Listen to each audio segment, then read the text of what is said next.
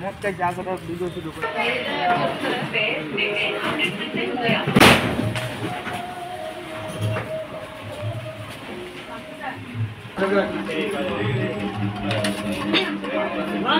এই বাড়ি মালিক কে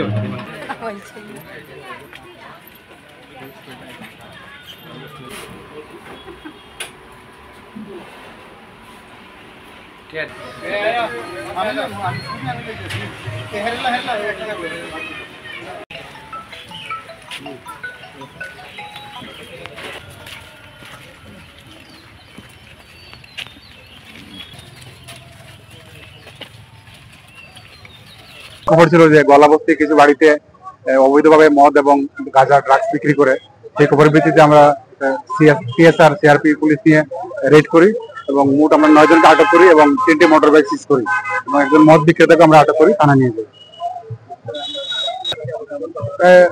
50 লিটারের মতো দেশে বাংলা মদ পাওয়া গেছে এবং অল্প সংখ্যক কিছু গাঁজা পাওয়া গেছে, কোনো গাঁজা পাওয়া গেছে। আমরা এগুলি আমরা লাস্ট কিছু ধরে এই অভিযান জারি রেখেছি এবং এটা চলতে থাকবে সামনের দিন।